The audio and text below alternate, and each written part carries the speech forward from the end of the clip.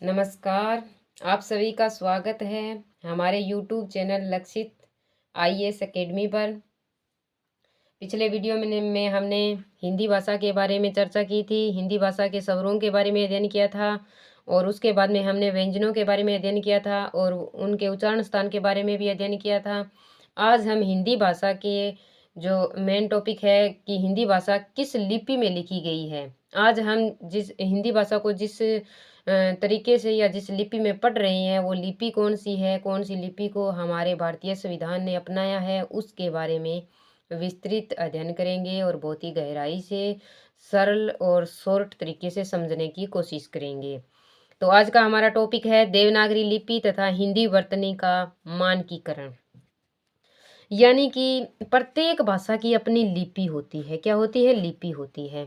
कोई भी भाषा हो, जैसे इंग्लिश है, इंग्लिश के अंदर जो शब्द है ABCD, तो वो किस में लिखी जाती है? ABCD, उसकी अपनी लिपि है, क्योंकि उसके जो शब्दों या जो वर्ण हैं उनका आकार जो है वो लिपि पर डिपेंड करता है। जो लिपि होगी वो भाषा उसी लिपि में लिखी जाएगी। मतलब कि मेरे कहने का मतलब ये है कि ये जो वर्ण है, इन वर्णों को उसी आकार में लिखा जाएगा जिस लिपि में वो बोली जाती है। तो जैसे हमने देख लिया, अंग्रेजी का देख लिया, अंग्रेजी की लिपि अलग है। उसके बाद में उर्दू की लिपि अलग है और हिंदी की लिपि अलग है। पंजाबी भाषा की जो लिपि है वो भी अलग है। ठीक इसी प्रकार जैसे सभी भाषाओं की अपनी अपनी लिपि होती है, यानी उनके लिखने के जो अक्षर है, उनके लिखने का अंदाज या उनका तरीका या फिर उनको समझने की जो हमें पढ़ने की जो होती है, लिखने वाली वर्णों की संख्या वो अलग होती है। ठीक इसी प्रकार हमारी हिंदी भाषा है, वो किस में लिखी जाती है? वो हमारी हिंदी भाषा लिखी जाती है देवनागरी लिपि में लिखी जाती है। तो भारतीय संविधान में हिंदी को भारतीय संघ की, भारतीय क्या है? एक संघ है। भारतीय संघ की राष्ट्रभाषा के साथ हमारी हिंदी भाषा क्या है? भारतीय संविधान में हिंदी को भारतीय संघ की राष्ट्रभाषा के साथ राजभाषा, यानी हमारे भारत के अंदर जितने भी राजकीय कार्य होंगे, यानी सरकारी, राजभाषा का मतलब हो गया जितने भी सरकारी कार्य होते हैं उनके अंदर सबसे ज्यादा प्रयोग किसका किया जाएगा? हिंदी का किया जाएगा। और वो हिंदी जो है उसको किस लिपि में लिखा जाएगा? तो वो किस में लिखा जाएगा? देवनागरी लिपि में लिखा जाएगा, में भी स्वीकार किया गया है तथा उसकी लिपि के रूप में देवनागरी लिपि को अब मान्यता दी गई है। भारत सरकार के शिक्षा मंत्रालय, भारत सरकार का जो शिक्षा मंत्रालय है उसका नाम क्या है? नहीं पता, लेकिन अब पता चल जाएगा। मानव संसाधन विकास मंत्रालय, इसको क्या बोलते हैं? MHRD बोलते हैं। भारत सरकार के शिक्षा मंत्रालय का नाम है मानव संसाधन विकास मंत्रालय, इसको इंग्लिश में MHRD बोलते हैं।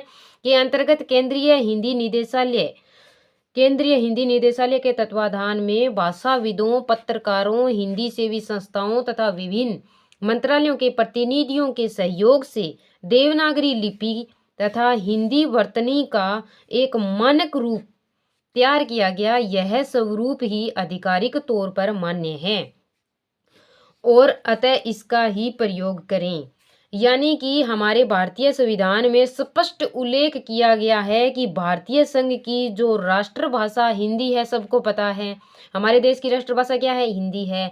लेकिन हमारे भारत के अंदर जो सरकारी कार्य होते हैं, जो राज कार्य होते हैं, या जिसके अंदर हमारे जो राज व्यवस्था है उसके जो भी कार्य होंगे वो किस में छापे जाएंगे?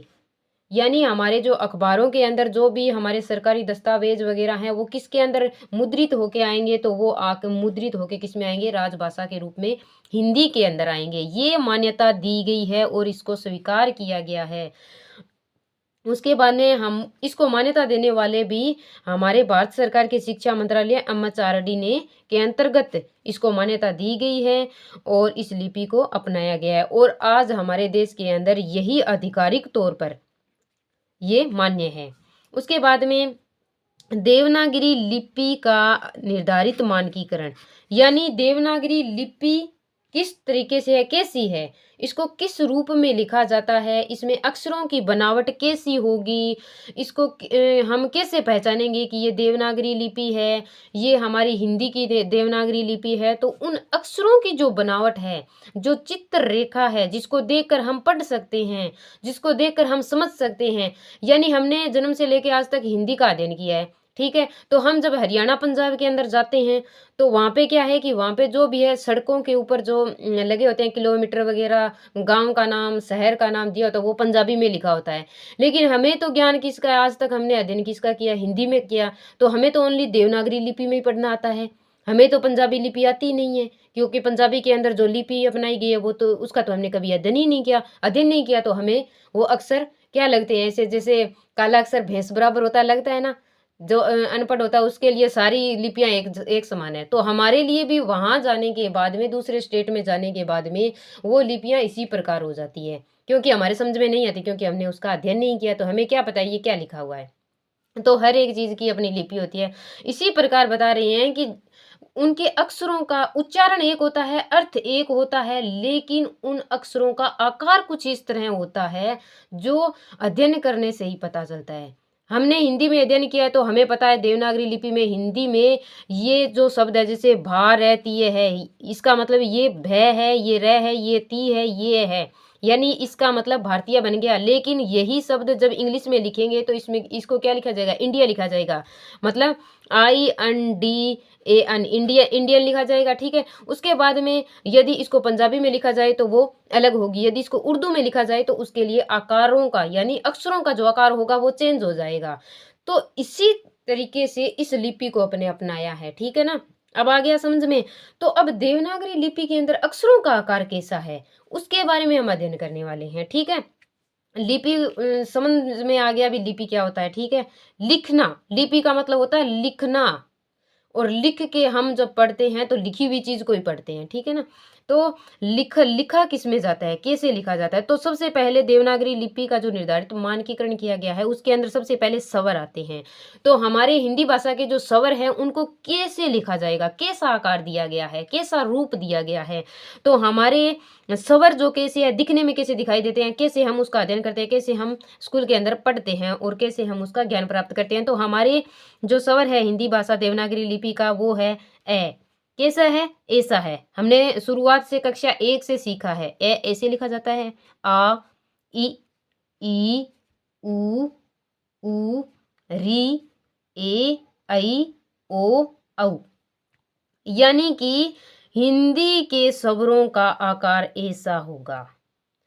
यदि कोई बच्चा इंग्लिश मीडियम है तो उसे ये लिपि पर समझ में नहीं आएगी, क्योंकि उसने इसका अध्ययन नहीं किया है, ठीक है। यदि कोई बच्चा उर्दू में पढ़ाई कर रहा है तो भी उसे ये लिपि नहीं समझ में आएगी, क्योंकि हमने उर्दू में अध्ययन नहीं किया। तो हमारे सामने उर्दू रख दोगे, क्या हमारे समझ में आ जाएगी, नहीं आएगी, सीधी सी बात है। तो इसमें ये देखो, हमारी जो देवनागरी लिपि है उसके अंदर स्वरों का आकार इस तरीके से है। जो भी हिंदी के अंदर जिसका भी हिंदी मीडियम है उसे पता है, ए अनार से लेकर ओ औरत तक ऐसे दिखाई देते हैं, ठीक है। हम इसी का अध्ययन करते हैं शुरू से लेके आगे BEd में जितनी डिग्रियां हमने प्राप्त करनी है, यदि हम हिंदी मीडियम में हैं तो हमें इस चीज़ का ज्ञान होगा, ठीक है। This is clear. उसके बाद में इसकी मात्राएं, ये तो अक्षर हो गए। अब इनके साथ मात्राएं क्या है, स्वरों की क्या मात्राएं हैं जो आगे हम इनको काम में लेंगे व्यंजनों के साथ जोड़ के। तो मात्रा जो है वो हम, यदि हमने एनआर तो सीख लिया, ठीक है। अब व्यंजन भी सीख लिया, कै कबूतर वगैरह। उसके बाद में हम ये मात्रा का प्रयोग कैसे करेंगे, तो बारखड़ी तो आनी चाहिए ना। बारखड़ी के अंदर ये पहले ये ए है तो यहाँ पे कै बन जाएगा, ठीक है। ये आ की मात्रा का में लग जाएगी, कै का की कू, ये री आ गई, इसमें मतलब करी हो गया, की कई को कऊ बन गया। यानी व्यंजनों के साथ में ये सारी मात्राएं छोटी बड़ी लग जाएगी। तो ये मात्रा देख ली सभी ने, ए की मात्रा सीधी हो गई, आ की मात्रा क्या है, इस तरह है, और छोटी ई की मात्रा ये लगेगी, बड़ी ई की मात्रा ये है, छोटे ऊ की मात्रा ये है, बड़े ऊ की मात्रा ये है, ये री की मात्रा है, मतलब ये प्रतीक चिन्ह है इसके, और ये ए की मात्रा है, ये आई की मात्रा है, ये ओ की मात्रा है, और ये औ की मात्रा है, ठीक है। ये सारी मात्राएं हमारे कै कबूतर से लेकर ज्ञ ज्ञानी तक जितने भी व्यंजन हैं उन सब के साथ लगती है, और उन्हीं व्यंजनों को या उन्हीं वर्णों को हम जब आगे शब्दों का निर्माण करते हैं तो इन मात्राओं का प्रयोग करते हैं और इन स्वरों का प्रयोग व्यंजनों के साथ जोड़ के शब्दों का निर्माण करते हैं और उन्हीं शब्दों से अपने सार्थक अर्थ का बोध करते हैं। तो उसके बाद में आगे हमारी देवनागरी लिपि के अंदर स्वरों का हमने पढ़ लिया। अब इसकी मात्राएं कौन कौन सी होती है वो भी हमने पढ़ ली। अब और क्या आता है, ये अंग है। अंग का मतलब क्या होता है, अनुस्वार, यानी किसी शब्द के ऊपर अनुस्वार लगा होता है तो उसका प्रतीक चिन्ह हमें कैसा दिखाई देगा उस शब्द के ऊपर, इस तरह ये एक बिंदु या फिर ये एक बिंदु की तरह हमें उस शब्द के ऊपर दिखाई देगा। आगे हैं विसर्ग। विसर्ग कैसा होता है देवनागरी लिपि में, विसर्ग इस तरीके से होता है, मतलब दो टीम की आ गई, या फिर हिंदी भाषा में बोले तो दो बिंदु यदि दिखाई दे तो वो क्या, वहां पे किसका प्रयोग होगा, विसर्ग का प्रयोग होगा। ठीक है। उसके बाद में है अनुनासिकता चिन्ह, यानी जो नाक से बोला जाता है, नाक से बोले जाने वाले अनुनासिकता चिन्ह कौन सा है, चंद्र बिंदु है। जैसे चांद, मतलब चंद्र बिंदु आ गया तभी हम नाक से बोल रहे हैं ना, चांद, ये नाक का यहाँ पे बोध करा रहा है कि ये ध्वनि जो है वो नासिक ध्वनि है, नाक से बोली जा रही है। ठीक है ना। यदि चांद के ऊपर चंद्र बिंदु ना लगा हो तो क्या बोला जाएगा, सीधा ही चांद। ठीक है। इसी प्रकार हमने देवनागरी लिपि के स्वर, मात्राएं, अनुस्वार का पता चल गया, इस तरीके से होगा, और विसर्ग ये होगा और चंद्र बिंदु ये होगा। ये हमारा कंप्लीट हो गया। उसके बाद में आता है व्यंजन। अब देवनागरी लिपि के अंदर व्यंजनों का आकार रूप कैसा दिखाई देता है, यानी व्यंजन कैसे होते हैं देवनागरी लिपि के अंदर, उनको हम अध्ययन करेंगे तो हमें कैसा रूप दिखाई देगा, कैसा आकार होगा उसका, कैसे लिखेंगे, कैसे सीखेंगे। तो सबसे पहले जो व्यंजन है क है, वो इस तरीके से लिखा होगा। देखो क को कैसे लिखा जाता है, ऐसे लिखा जाता है। इसको किस रूप में पहचानेंगे हम, क व्यंजन है ये क। ये है ख, ग ऐसा दिखाई देगा, घ, अड़, च, छ, ज, झ, य, ट, ठ, ड, ढ, अण, त, थ, द, ध, न, प, फ, ब, भ, म, य, र, ल, व, स, है। यानी कि हमारे देवनागरी लिपि के जो व्यंजन हैं उनका आकार और प्रकार, उनका रूप जो है वो ऐसा होगा, क से लेकर है तक। देख लिया ना सबने, ऐसा ही होगा। जहाँ पे देवनागरी लिपि होगी वहां पे हमें ये सारे के सारे वर्ण देखने को मिलेंगे। इसकी जगह ABCD नहीं मिलेगी। ऐसा नहीं है कि ऐसे बोल दे ये देवनागरी लिपि में मुद्रित है लेकिन आगे ABCD आ जाए, ABCD नहीं आ सकती। यदि देवनागरी लिपि है और देवनागरी लिपि के अंदर मुद्रण हुआ है तो हमें वहां पे जो शब्द होंगे उनके अंदर इन्हीं वर्णों के आकार का शब्द बना हुआ मिलेगा। ठीक है, समझ में आ गया। उसके बाद में आगे चलते हैं। व्यंजन क्लियर हो गए। व्यंजन देखने में ऐसे होते हैं देवनागरी लिपि के। ठीक है। उसके बाद में आता है सुक्त व्यंजन, यानी है तक तो हमने अध्ययन कर लिया। ठीक है। उसके बाद में आते हैं अक्षय, तरय और ज्ञ। सुक्त का मतलब हो गया दो वर्णों से मिलकर बने हुए। जैसे अक्षय है तो कल हमने पढ़ा था अक्षय किससे मिलकर बना होता है, क प्लस स के योग से बना होता है। त्रय तय प्लस र के योग से बना होता है। और ज्ञ किसके योग से बना होता है, ज प्लस य के योग से बना होता है। तो अब ये श्रय आ गया। श्रय किसके योग से बना होता है, दो व्यंजन होते हैं, एक स प्लस र के योग से बना होता है। हमारे देवनागरी लिपि के अंदर कितने संयुक्ताक्षरों को अपनाया गया है, तो वो 4 हैं, 1 2 3 और 4 हैं। ठीक है, क्लियर हो गया। यानी संयुक्त व्यंजन कितने हैं हमारी देवनागरी लिपि में, 4 हैं, अक्षय, त्रय, ज्ञ और श्रय। और ये किन किन से मिलकर बने हैं ये भी हमने बता दिया ना, समझ में आ गया सबको। ठीक है। उसके बाद में आगे चलते हैं। आगे है हल चिन्ह है। हल का मतलब होता है हलंत। हल का मतलब समझ गए, हलंत लगना, मतलब आधा यदि कहीं आ जाए, जैसे कोई व्यंजन स्वर रहित है तो उसके क्या लग जाएगा, हलंत लग जाएगा। हलंत लगने से वो स्वर कैसा लिखा जाएगा, जैसे क है, क के अंदर स्वर नहीं है तो इसके ऐसे हलंत लगा देंगे तो ये क्या हो गया, ये आधा क हो गया। ठीक है, अधूरा हो गया। अर्ध स्वर इसको बोल सकते हैं, अर्ध व्यंजन बोल सकते हैं। ठीक है। तो इसमें हलंत का जो चिन्ह है हमारी देवनागरी में लिया गया है उसका देखने में ऐसा लगेगा। ठीक है, ये हमने अपनाया देवनागरी लिपि के अंदर। उसके बाद में गर्हित स्वर है। अब देवनागरी लिपि के अंदर गर्हित का मतलब क्या हो गया, ग्रहण किया है हमने दूसरी भाषाओं से, दूसरी लिपियों से हमने अपनी लिपि के अंदर ऐड किया है, उसको जोड़ा गया है, तो उनको गर्हित स्वर कहते हैं। वो ग्रहित स्वर कौन सा है, उसको देखो, ओ को लिया हमने, और ओ की मात्रा क्या दिखाई देती है, ये दिखाई देती है। यानी ये चंद्रबिंदु नहीं है। चंद्रबिंदु कैसा होता है, उसके अंदर ऐसे टिमकी लगी होती है, चांद हो गया, उसके आगे तारा लगा दिया, ये चंद्रबिंदु बन गया ना। लेकिन ये यहाँ पे चंद्रबिंदु नहीं है, ठीक है ना। ये ओ की ध्वनि दे रहा है। ये ओ की ध्वनि हमने कहाँ से ली है, ये हमने ABCD यानी कि इंग्लिश से ली है। अंग्रेजी की जो लिपि है उससे हमने ग्रहण की है, अपनी लिपि के अंदर जोड़ी है, इस ध्वनि को लिया है। और एक ये ख है, इसको ख बोलेंगे हम, इसके नीचे ये बिंदु लगा हुआ है। एक ये ज है और एक ये फ है, ठीक है। इनको भी हमने ऐड किया है अपनी लिपि में।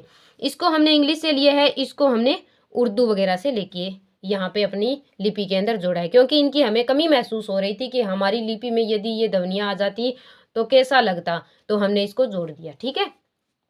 ऐसे ही नहीं जोड़ा, कई संशोधन वगैरह करके जोड़े हैं, शोध करके जोड़े हैं, कई विद्वानों ने इसके ऊपर समिति बिठाकर जोड़े हैं। ऐसे हमारे सोचने से समझने से कुछ नहीं होता है, बहुत लंबा चौड़ा सिस्टम चलता है भाई भाषा के अंदर, जोड़ना तोड़ना वगैरह हमारे बस की बात नहीं है।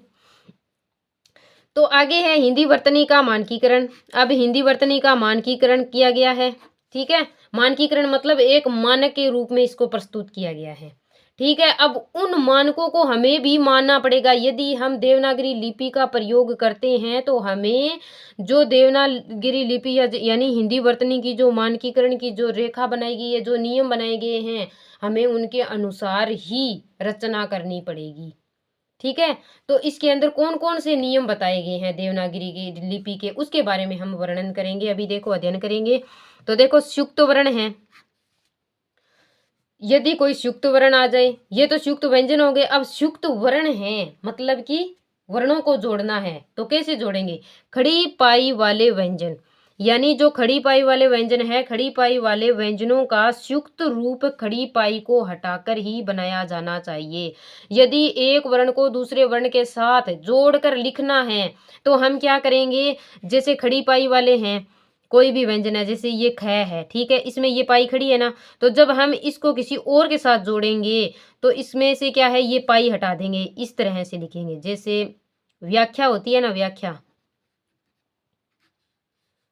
नहीं ये बना नहीं शब्द, इसके अंदर दिया हुआ, ये देखो ख्याति दिया हुआ है, ख्याति के अंदर ये ख है, ठीक है, ये ख है, ख की हमने ये पाई का मतलब ये डंडा होता है ना, पूर्ण विराम जैसा डंडा, ठीक है, इसको हम हटा देते हैं, तो ये क्या बन जाता है, सीधा देखो इसके आगे से डंडा है, हिल गया तो ये हट गया, तो ये क्या बन गया, ख्याति बन गया ना, ठीक है। उसके बाद में ये देखो लगन है, लगन को इसको पूरा लिखेंगे तो ये इस तरह दिखेगा, लेकिन हम इसको संयुक्त वर्ण के अंदर यदि जोड़ेंगे तो ये क्या है, ये पाई जो जिसको बोलते हैं हिंदी भाषा में, या फिर हम इसको क्या बोलते हैं, डंडा इसको बोल सकते हैं, या फिर इसको पूर्ण विराम के रूप में भी बोल सकते हैं। तो ये हट जाएगा और ये आधा जो गया है वो इसके अंदर जुड़ जाएगा, तो ये क्या बन जाएगा, संयुक्ताक्षर बन जाएगा, ठीक है ना।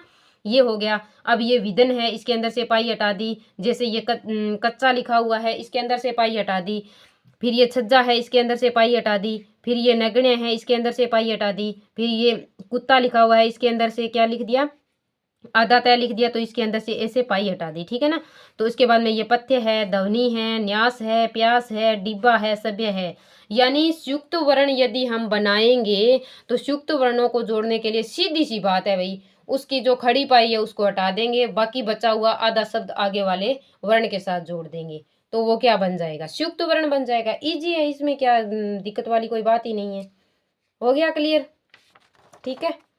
उसके बाद में ये आगे और कुछ शब्द दिए हुए हैं, जैसे उदाहरण है, न समझ में आए तो रम्य हो गया, रम्य को सीधा लिखे तो ऐसे होता है, इसकी पाई हटा दे तो ऐसा बन जाएगा, ठीक है। ऐसे उल्लेख हैं, व्यास हैं, श्लोक हैं, राष्ट्रीय हैं, यक्षमा हैं, आदि शब्द हैं, ठीक है ना। यानी ये इन सारे शब्दों के अंदर संयुक्त वर्ण बनाते हैं तो क्या करते हैं, इनकी पाई हटा दी गई है, ठीक है। उसके बाद में आते हैं विभक्ति चिन्ह हैं। देवनागरी लिपि के अंदर जो विभक्ति चिन्ह हैं उनको किस रूप में लिखेंगे, ठीक है, इसका भी नियम बनाया गया है देवनागरी लिपि में। तो वो नियम सीधा सा है, क्या है, पहला नियम ये है कि हिंदी के विभिन्न विभक्ति चिन्ह सभी प्रकार के संज्ञा शब्दों में प्रतिपादिक से पृथक लिखे जाएंगे। यानी कि प्रत्येक जो पद है, प्रतिपादिक का मतलब हो गया जो प्रत्येक पद है उससे पृथक मतलब अलग लिखे जाएंगे, साथ में नहीं लिखे जाएंगे। जो भी विभक्ति चिन्ह है उनको हम अलग से लिखेंगे, उसके साथ में जोड़ के नहीं लिखेंगे। जैसे इसने उदाहरण देके समझाया है, जैसे राम ने, यहाँ पे विभक्ति बन रही है राम ने, मतलब इसके अंदर जैसे कर्ता ने, कर्म को, करण से, ये विभक्तियां है ना, तत्पुरुष समास की हो गई। तो इसके अंदर इस विभक्ति को हम इसके साथ में नहीं लिख सकते, इसको हम अलग लिखेंगे। इसका जो प्रतीक चिन्ह है इसको अलग दर्शाएंगे। ये कर्ता ने यानी राम का जो प्रतीक चिन्ह है कर्ता ने, तो ये इसको अलग दिखा दिया। ठीक है, राम को यहाँ पे कर्म को, कर्ता ने कर्म को, यहाँ पे कर्म की विभक्ति दिखा रखी है, तो हम इसको राम को एक साथ नहीं लिख सकते, इसको अलग से लिखेंगे। आगे है राम से, कर्ता ने कर्म को, करण से, यहाँ पे किसकी आ रही है, तीसरी विभक्ति आ रही है, करण से आ रही है, तो इसको राम से साथ में लिखेंगे तो नाम खराब हो जाएगा। अब इसमें राम ने लिखेंगे तो भी नाम खराब होगा। राम ने क्या होता है, राम ने तो फिर अलग नाम हो गया, इसमें विभक्ति तो दिख ही नहीं रही है, दिखाई नहीं दे रही ना।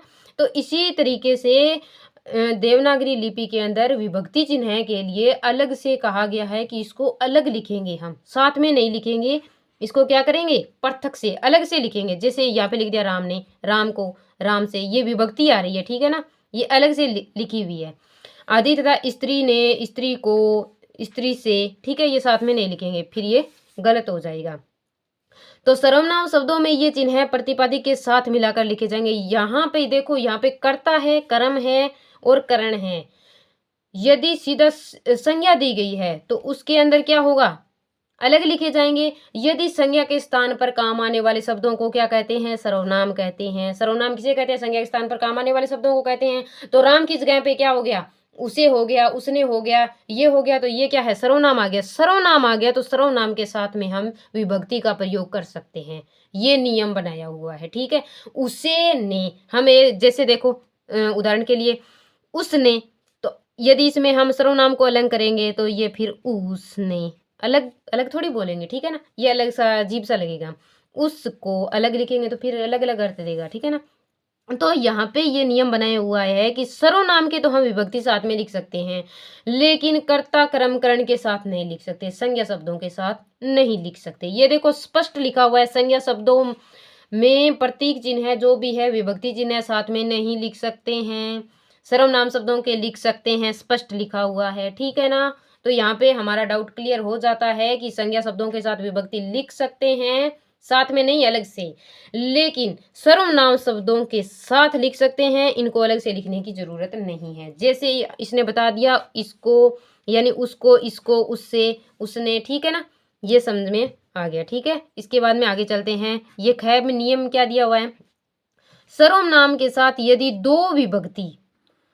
यदि सर्वनाम के साथ दो विभक्तियां हो, चिन्ह हो, तो उनमें से पहला मिलाकर लिखेंगे और दूसरा पृथक लिखा जाएगा। यानी दूसरी जो विभक्ति है हमारी वो अलग से लिखी जाएगी, उसको हम साथ में नहीं लिख सकते हैं। जैसे इसका उदाहरण देखो, उसके लिए, इसमें पहले विभक्ति ये के है, उसके, इसके साथ में आ गई, ठीक है, लेकिन लिए जो विभक्ति है, दो विभक्तियां निकल रही है, ये हमें अलग से लिखना पड़ेगा, क्योंकि इसमें विभक्तियों के वर्ण दो हैं, दो शब्द बन रहे हैं। इसमें से ये से अलग विभक्ति बता रही है और में अलग बता रही है, तो इसमें पहली विभक्ति को तो हमने ऐड कर दिया, लेकिन दोनों को ऐड करेंगे तो फिर शब्द का उच्चारण गलत हो जाएगा, इसका अर्थ भी भंग हो जाएगा। इसीलिए हमने क्या किया है, इसको अलग से लिखा है। ये नियम में बताया गया है कि सर्वनाम के साथ यदि दो विभक्ति होगी, पहले तो नियम ये बनाए कि सर्वनाम के साथ हम विभक्ति चिन्ह को साथ में लिख सकते हैं। यदि दो आ गई तो क्या करेंगे भाई, दो आ गई तो सीधी सी बात है, एक को तो साथ में लिख दो, ये तो कानून बना हुआ है, दूसरी है तो उसको अलग से लिखना पड़ेगा, सीधी सी बात है, सिंपल भाषा में समझ में आ गया। ठीक है, क्लियर है, अपना विभक्ति चिन्ह वाले दोनों नियम समझ में आ गए, ठीक है, इसमें कोई डाउट नहीं है। उसके बाद में क्रियापद आते हैं, क्रियापदों को कैसे लिखेंगे ये नियम देखते हैं। अब देवनागरी लिपि का क्रियापद से संबंधित जो नियम है वो इस प्रकार है, सुक्त क्रियाओं में सभी अंगीभूत क्रियाएं पृथक पृथक लिखी जाए। जैसे यानी कि सुक्त क्रियाएं, जो क्रियाएं एक साथ हो रही है, जोड़ी गई है, वो अलग अलग लिखी जाएगी, एक साथ नहीं लिखी जाएगी। जैसे पढ़ा करता है, यानी पढ़ा करता है, दो क्रियाएं आ रही है, पढ़ भी रहा है और कर भी रहा है। करता है मतलब पढ़ता है, पढ़ता है साथ में नहीं लिखा है हमने, पढ़ा करता है, 2 लिखी है। बढ़ते चले जा रहे हैं, बढ़ते भी क्रिया है, चले भी क्रिया है, जा रहे हैं भी क्रिया है, 3 क्रियाएं होगी, तो इन तीनों को अलग अलग लिखेंगे। ठीक है, एक साथ लिखेंगे तो वाक्य का अर्थ समझ में नहीं आएगा, अलग अलग लिखेंगे तो हमारे दिमाग में सही हो जाएगा। ठीक है, आ सकता है मतलब आ भी रहा है, सकता है मतलब आएगा। ठीक है, खाया करता है, खा भी रहा है और कर भी रहा है। ठीक है, 2 क्रियाएं होगी, तो ये दोनों क्रियाएं क्या होगी, अलग अलग लिखी जाए, यानी संयुक्त क्रियाओं में सभी अंगीभूत क्रियाएं पृथक पृथक लिखी जाए। ठीक है, पृथक पृथक लिखना है, इसको एक साथ में नहीं लिखना है। यदि 2 क्रियाएं एक साथ हो रही है किसी वाक्य के अंदर तो उनको अलग अलग लिखना पड़ेगा। सीधा सा नियम है, समझ में आ गया। क्रियापदों के अंदर 2 विभक्तियां हैं या 2 कार्य एक साथ हो रहे हैं, 2 क्रियाएं एक साथ प्रयुक्त हो रही है तो उनको अलग अलग लिखना है, ताकि वाक्य का अर्थ हमें स्पष्ट समझ में आ जाए। आगे है संयोजक चिन्ह है। हमारी जो देवनागरी लिपि है उसके अंदर संयोजक चिन्ह है कौन से है, देखो हाइफन संयोजक चिन्ह है। हाइफन बोलते हैं संयोजक चिन्ह का, यानी चिन्ह का विधान अर्थ की स्पष्टता के लिए किया गया है। जैसे संयोजक चिन्ह कौन सा है, मतलब अर्थ को स्पष्ट करने के लिए किया गया है। संयोजक का मतलब होता है जोड़ना। ठीक है, हमने कोई वाक्य बोल दिया कि ये क्या है, मतलब ये देश के बारे में है, जैसे भाषा है, तो भाषा को स्पष्ट करने के लिए हम इसको साथ में जोड़ेंगे। ये भाषा लिख दिया, इसके आगे संयोजक चिन्ह ये लगा दिया, इसके आगे हम इसका वर्णन कर देंगे, मतलब जोड़ना। पहले शब्द और आखिर जितना हमें लिखना उस शब्द को जोड़े रखना, शुरू से लेके एंड तक को जोड़ना क्या होता है, संयोजक चिन्ह होता है। संयोजक चिन्ह हमें प्रतीक के रूप में कैसा दिखाई देता है, तो उसका प्रतीक चिन्ह ऐसा है। संयोजक दिखने में कैसा होता है, ऐसा होता है। यदि हमें संयोजक चिन्ह का प्रयोग करना है तो सीधी सी बात है, माइनस का निशान जानते हो सारे, ये माइनस का निशान लगा देना, इसका मतलब हो गया जोड़ दिया। वैसे माइनस का अर्थ होता है गणित के अंदर घटाना होता है, लेकिन यहाँ पे हिंदी के अंदर इसका प्रयोग जोड़ने के लिए किया जा रहा है, उल्टा हो रहा है। प्लस का निशान लगाने की जरूरत नहीं है, माइनस लगा दो मतलब जुड़ गया। ठीक है, कोई दिक्कत नहीं है, क्लियर हो गया आपने। यानी संयोजक चिन्ह जोड़ दिया, विधान के अंदर स्पष्टता है। और ये कहाँ पे प्रयोग होता है, स्पष्टता मतलब क्लियरिटी दिखाने के लिए, स्पष्ट करने के लिए संयोजक चिन्ह का प्रयोग किया जाता है। ठीक है, हो गया। इसके बाद में ये कै में दिया हुआ है, अभी इसका प्रयोग कहाँ करना है ये भी तो हमें पता होना चाहिए। ये तो पता हो गया कि माइनस का निशान लगाने का मतलब हो गया संयोजक चिन्ह हो गया। ठीक है, लेकिन हम इस माइनस के चिन्ह को लगाएं कहाँ, हर कहीं तो माइनस नहीं ठोक सकते भाई। ठीक है ना, फिर तो घाटा बाधा लाभ हानि सब बेकार हो जाएगा। तो इसको कहाँ प्रयोग कर सकते हैं, इसके बारे में भी जानते हैं कहाँ करना है। तो देखो द्वंद्व समास, ओनली फॉर ए द्वंद्व समास के अंदर, द्वंद्व समास में पदों के बीच में, द्वंद्व समास में कितने पद होते हैं, 2 पद होते हैं, पहला पद और दूसरा पद। ठीक है, तो दोनों पदों के बीच में करना है। ठीक है, दोनों पदों के बीच में संयोजक चिन्ह रखा जाए, द्वंद्व समास का प्रयोग होगा। यदि देखो यहाँ पे 2 नियम समझ में आ रहे हैं। एक द्वंद्व समास जब हम आगे अध्ययन करेंगे व्याकरण का तो द्वंद्व समास आएगा, तो यहाँ पे उसकी डेफिनेशन क्लियर हो रही है। कैसे कि जहां भी 2 संयोजक शब्दों के बीच में, मतलब 2 पदों के बीच में यदि ये माइनस का निशान दिख गया ना, इसका मतलब क्या हो गया, ये द्वंद्व समास है। क्लियर है, उसकी पहचान होगी। दूसरी ये बात है कि संयोजक चिन्ह कहाँ लगाएंगे, तो सीधी सी बात है द्वंद्व समास के बीच में लगाएंगे। द्वंद्व समास के बीच में कहाँ लगाएंगे, तो 2 पद होंगे। ठीक है, ये पदों के बीच में लगाएंगे। ठीक है, जैसे दिन और रात। ठीक है, यहाँ पे माइनस का निशान, यानी ये संयोजक चिन्ह किसका काम कर रहा है, और का निशान, और का काम कर रहा है। दिन और रात यदि है, दिन और रात, वैसे तो समास हो गया दिन और रात, इसका अर्थ क्या होता है, दिन और रात। यदि हमने ये निशान लगा दिया तो हमें और नहीं लिखना पड़ेगा। ठीक है, इसका मतलब समझ गए हम, दिन और रात है। ठीक है, देख और रेख, और का काम क्या करा है, ये संयोजक चिन्ह करा है। चाल और चलन, हंसी और मजाक, लेन और देन, शिव और पार्वती। ठीक है, और संवाद, ये तीनों यदि साथ में आ गए तो भी अपने ये संयोजक चिन्ह से 3 सब पदों को जोड़ सकते हैं आपस में। खाना और पीना, ठीक है, और खेलना और कूदना, मतलब ये निशान आ गया ना अपने संयोजक चिन्ह का, तो हमें और का जरूरत नहीं पड़ेगी, यानी और लिखने की जरूरत नहीं है। हम समझ जाएंगे। एक तो ये द्वंद्व समास है, दूसरा हम द्वंद्व समास यानी दो पदों के बीच में इसका प्रयोग कर सकते हैं। ठीक है, दूसरा नियम क्या है? दूसरा नियम ये बनाया है कि हम इसका प्रयोग कहाँ करेंगे, यानी एक सा शब्द जहां हम प्रयोग में लेंगे और एक जैसा शब्द जहां हम प्रयोग में लेंगे। जैसे मैंने यहाँ पे कहा था ना, जैसे उदाहरण है, जैसे जैसे के आगे हमने ये लगा दिया, इसका मतलब आगे हम इसको स्पष्ट करेंगे। आगे स्पष्ट देख, ये देखो इतने उदाहरण देके हमने इस नियम को क्या कर दिया, स्पष्ट कर दिया, क्लियर कर दिया कि ये समझ में आ गया कि नहीं आ गया। आ गया ना? ठीक है, सही है। अब सा और जैसे का आदि से पूर्व संयोजक चिन्ह रखा जाए, जैसे तुम सा।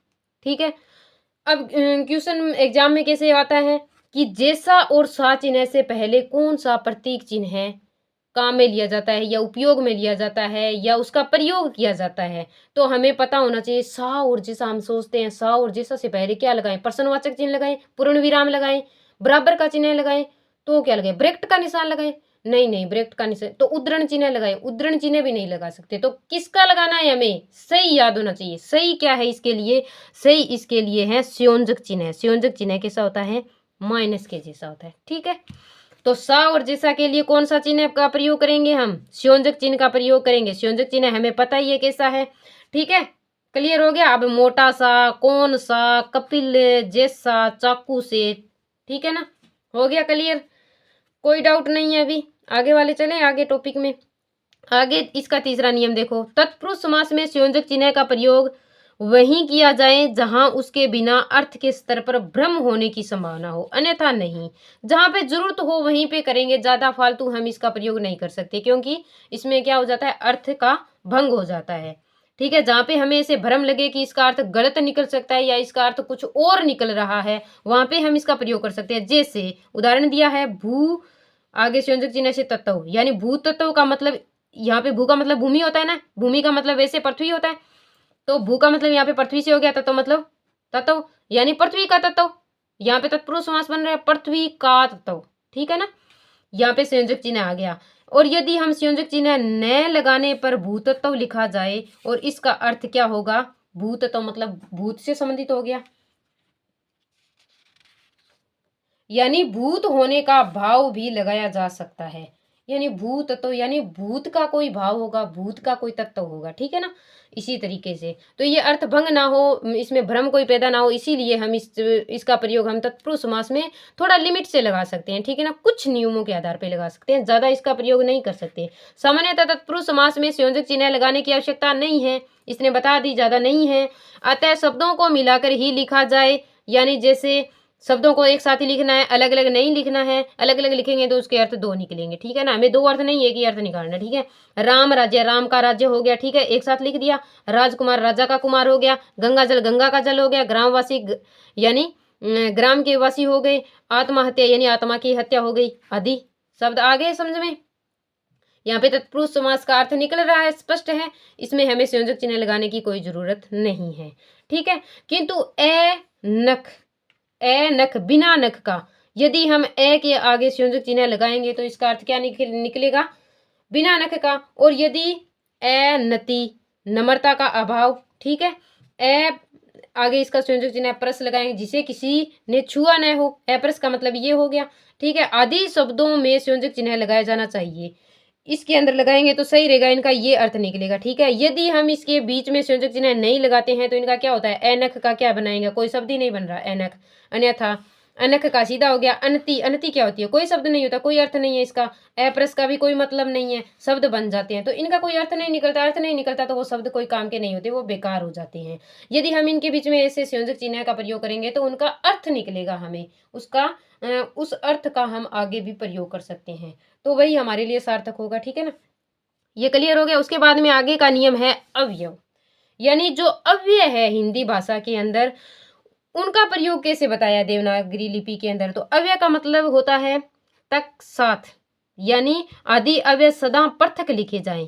यानी अव्यय जितने भी शब्द हैं वो किसी भी कर्ता, संज्ञा, सर्वनाम के साथ में नहीं लिखे जाएंगे, वो अलग से लिखे जाएंगे। और इनके ऊपर एक और होता है, इन पे काल, वचन, समय का कोई इनके ऊपर कोई फर्क नहीं पड़ता, क्योंकि कोई भी काल हो, कोई भी वचन हो, इनका वचन वगैरह चेंज नहीं होता, ये जिस रूप में है उसी रूप में ये हर किसी मौसम में सदाबहारी है, ऐसे ही प्रयोग में लिए जाएंगे, ठीक है ना। जैसे इनका प्रयोग बता ही दिया है, आपके साथ, ठीक है, तो ये साथ ये बदलेगा नहीं, ठीक है ना। यहाँ तक तो ये तक ऐसा ही रहेगा, ठीक है। इनको हम अलग से लिखेंगे, साथ में नहीं लिखेंगे, साथ में लिखेंगे तो ये यहाँ तक कैसे बन गया, ये तो एक बहुत बड़ा शब्द बन गया, इसका अर्थ भी अलग निकलेगा, ठीक है। तो इसको हमें अलग अलग लिखना है, इसने बताया पृथक मतलब अलग से लिखना है, साथ में नहीं लिखना है। अब ये शब्द क्या लिखे जाएंगे, अलग से लिखे जाएंगे, ठीक है। ये क्लियर हो गया। बाकी के जो नियम ये इस तरह के तरीके से है। देखो अन्य नियम है, अंग्रेजी के जिन शब्दों में विवर्त ओ ध्वनि का प्रयोग होता है, विवर्त मतलब वर्त बन रहा है हमारे, ऐसे जैसे हम ओ बोलते हैं तो होठों से ओ बन रहा है ना, ओ, ठीक है ना।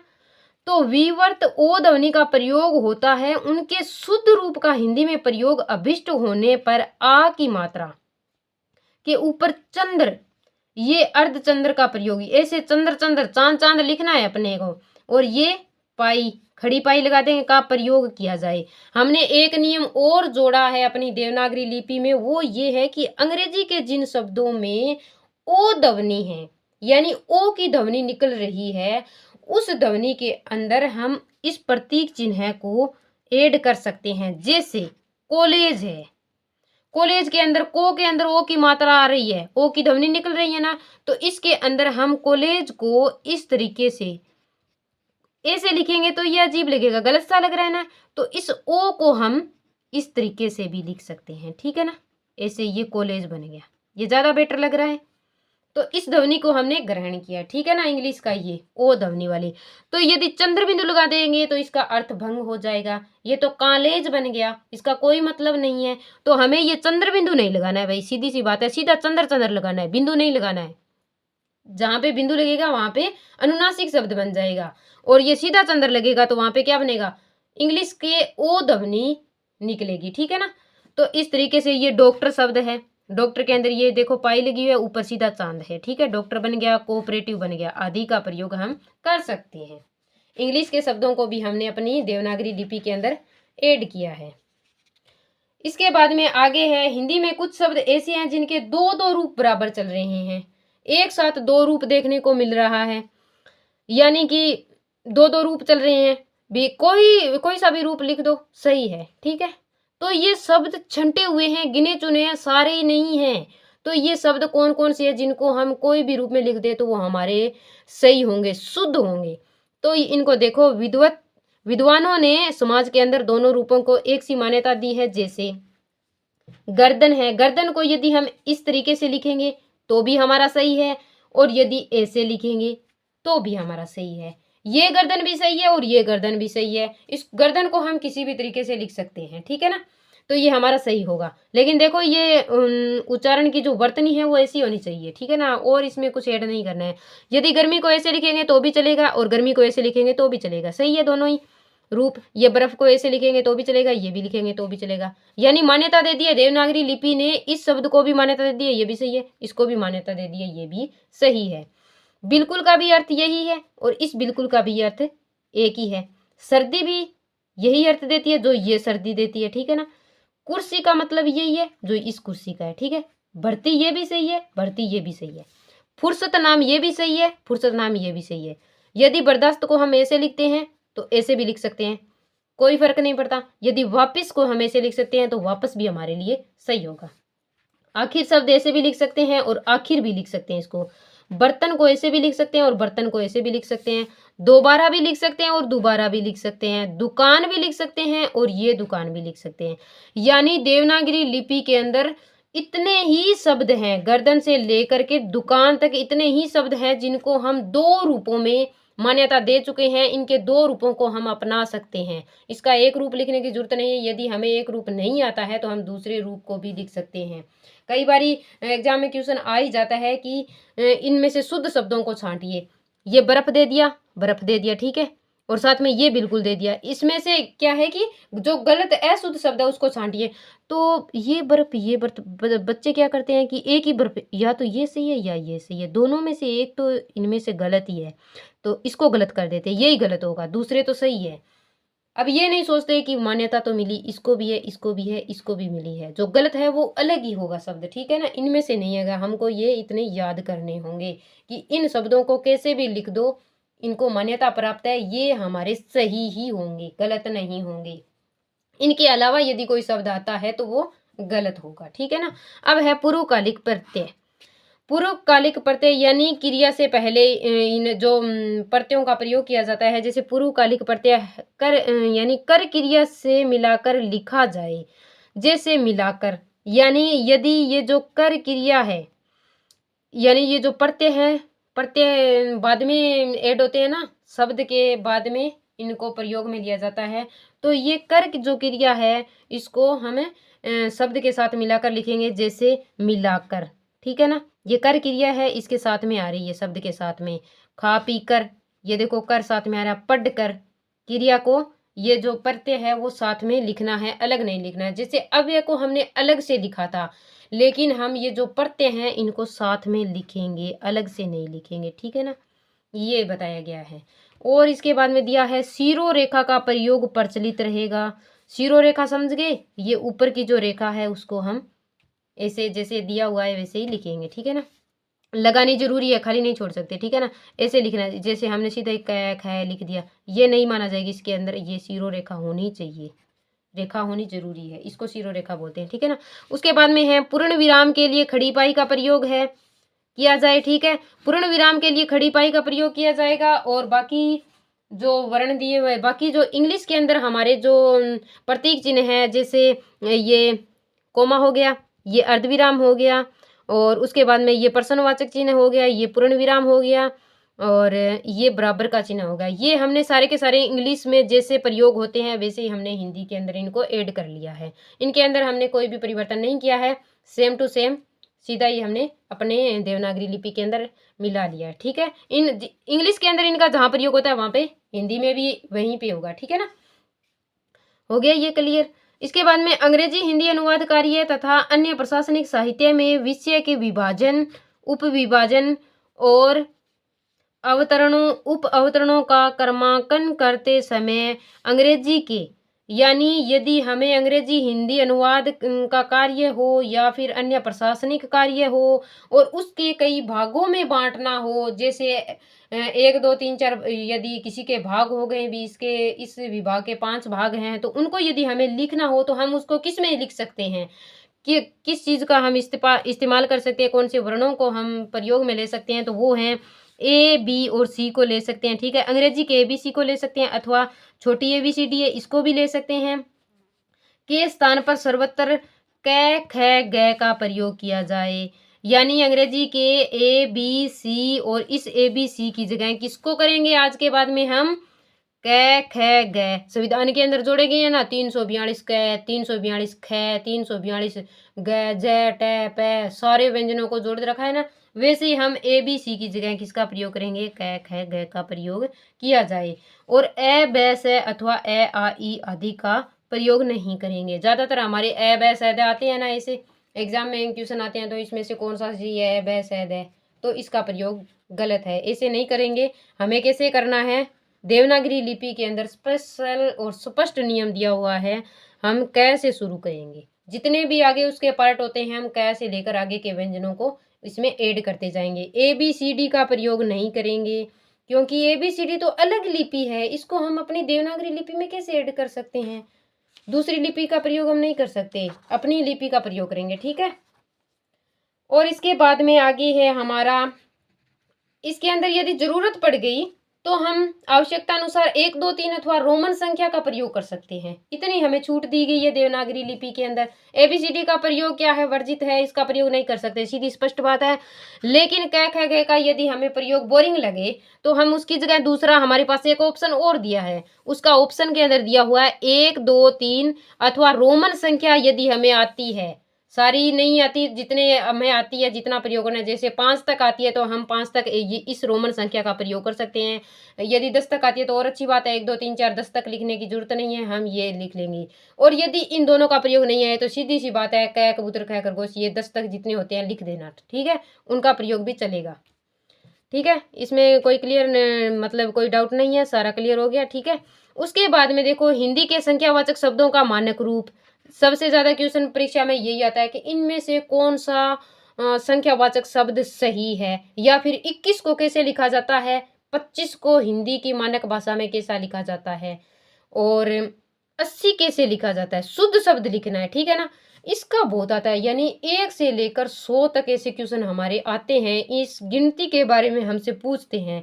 अब गिनती हमें ऐसे तो आती है 1 2 3 4, वो ऐसे एक का दुआ वाली, एक कार दुआर तियार चौका, ये तो हम लिख देते हैं। लेकिन इसको हिंदी में शुद्ध रूप में कैसे लिखेंगे, इसका ज्ञान हमें थोड़ा कम होता है, क्योंकि हम इसका अध्ययन नहीं करते। ये ईजी होता है क्योंकि बचपन से हमने ऐसे सीखा होता है, ये तो बहुत ईजी याद आ जाता है, जल्दी से बताते हैं। हाँ भाई 44 को तो ऐसे लिखते हैं, 25 को ऐसे लिखते हैं। लेकिन इसको हिंदी में कैसे लिखेंगे, सबको पता है 25 और 44 तो ऐसे लिखे जाते हैं। हम देवनागरी लिपि का प्रयोग करें तो उसमें कैसे लिखेंगे, ठीक है ना। तो सबसे पहले 1 से शुरू करते हैं, ठीक है ना। तो इसमें हम 1 नहीं लिख सकते, ये वाला 1 नहीं लिख सकते। इसके अंदर हमें हिंदी में 1 ऐसे लिखना पड़ेगा, ठीक है। 1 हो गया, 2 को हम ऐसे लिखेंगे, और 3 ऐसे लिखा जाएगा, हिंदी का शुद्ध रूप यही है।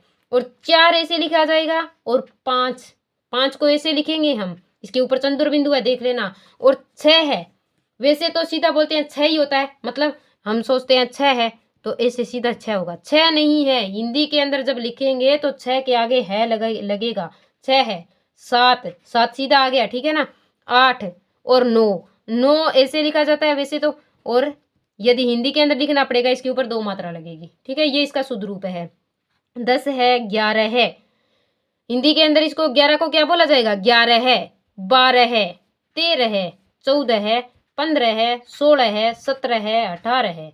मतलब 11 से लेकर 18 तक किसका प्रयोग होगा, सीधी सी बात है लगेगा भाई। अंत में क्या लग रहा है लगेगा। आगे वाला तो वैसे का वैसे 11 हो गया, 11 है, 11 सीधा 11 12, ये देखो 11 12 13 14 15 16 17 18, ये सीधा लिखा जा रहा है। लेकिन इसके आगे हिंदी में क्या दिया है होना जरूरी है। 11 है, 12 है, 13 है, 14 है, ठीक है ना। समझ में आ गया, है लगाना है 18 तक। उसके बाद में 19 लिखना है ऐसे। 19 के ये देखो 2 नए लगे हुए हैं और बड़ी नी है। उसके बाद में 20 ऐसे लिखा जाएगा, ठीक है।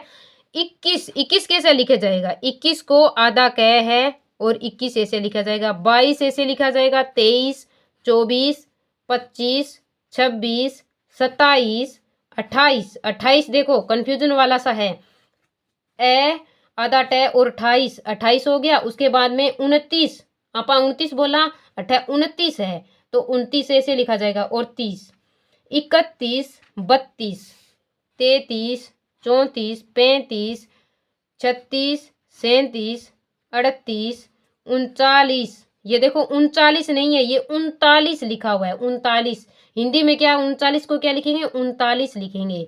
और उसके बाद में 40, इसके बाद में आता है 41 42, आपा बोलना 42, 42 को लिखना है 42 लिखना है। क्या लिखना है 42। और 43 बोला ज्यादातर, 43 43, तो यहाँ पे ना तो 43 चलेगा ना ही 43 चलेगा, यहाँ पे क्या चलेगा 43 चलेगा। हिंदी के अंदर किसको मान्यता दी गई है, 43 को दी गई है, तो हमें 43 लिखना है, ठीक है। उसके बाद में 44, 44 को नहीं 44, 45 46 47 48 49, 49 बोला नहीं, 49 तो भी यहाँ बोला जाए तो 49 यहाँ लिखी जाए, 49 हो गयो, पर ओ 49 को लिखनो, ठीक है ना। आपन किचो लिखनो है, ओ लिखनो है 49 लिखना है, ठीक है। 50 51 52 53 को लिखनो, 53 लिखनो है। क्या लिखनो है 53। 54 को लिखनो, 54 है हिंदी में, ठीक है। 55 को नहीं 55 है, 56 है, 57 है, 58 है, 59 है, 60 है, 61 62 63, ये देखो यहाँ पे 53 है, यहाँ पे 63 है। 63 को नहीं है 63, 64 65 66 67 68 69 70 71 72 71 72 73, इनको कैसे लिखना है, 72 लिखना है। देखो 71 ने इक लिख दियो, 72 72 72 72, आगे वाला एक एक शब्द जोड़ के साथ में क्या लगाना है, 72 लगाना है। इनके सबके 72 लगाए हुए, ये देखो 72 ये 88 तक 71 आ गया, ठीक है ना। 71, 72, 73, 74, 75, 76, 77 की जगह 77 और 78, 78 तक 78 लगेगा, ठीक है ना। 78 आ गया, उसके बाद में 79 आ गया, फिर 80 आ गया, ठीक है। ये 71 वाली लाइन को देखना है, 78 लगाना है, ठीक है। 71 से लेके 78 तक क्या लगेगा, 78 लगेगा। उसके बाद में 81, 82 और उसके बाद में 83 और 84, 85, 86 और 87, 88 और 89 और 90, ठीक है। उसके बाद में 91, 92, 93, 94, 95, 96, 97, 98, 99 और अपना क्या हो गया, 100 हो गया, ठीक है। 100 तक हमने गिनती सीख ली है। वैसे नहीं सीखी 1 2 3 4, हमने किस में सीखी है, आज हमने हिंदी के अंदर गिनती को कैसे लिखा जाता है, वो भी देवनागरी लिपि में कैसे लिखा जाता है, वो आज हमने सीखा है। तो हमें थोड़े से गौर करने वाली बात है, यहाँ पे 2 को ऐसे लिखा जाता है, 3 जो है वो थोड़ा डाउट वाला है, 3 और ये देखो 13 है और यहाँ पे 23, इसके बाद में ये 33 और उसके बाद में है 53 और 43 हो गया ना। ये थोड़े ये अलग से शब्द है, जैसे हम बोलते हैं ना, इनका उच्चारण करते हैं, उनसे थोड़ा अलग है ये, ठीक है। और तो बाकी सेम सही है। एक ये 69 वाला हो गया, 71 से लेके 69 तक। और एक ये देखो 31 वाला, 21 कहाँ है, ये देखो 22, 21 हो गया, 21 और उसके बाद में 31, ये 31 हो गया, 31 और 21, इसमें थोड़ा आधा क्या लगता है, ठीक है। और बाकी तो ठीक है, सारे समझ में आ रहे हैं। देखो 81 है, इसमें आधा क्या लग रहा है ना, कई कई शब्द होते हैं। एक 71 है, उसके अंदर भी, उसमें तो पूरा लग रहा है। कई कई शब्द ये गौर करने वाले हैं, इनमें थोड़ा हमें थोड़े से डाउट के कारण हमारा एक क्वेश्चन गलत हो जाता है, नेगेटिव के भी जाते हैं और जितने क्वेश्चन के नंबर होते हैं वो भी हमारे कट जाते हैं। तो हमें ये 1 से लेके 100 तक गिनती तो हमें अच्छे से याद करनी होगी। थैंक यू, धन्यवाद। हमारा ये वीडियो कंप्लीट हुआ।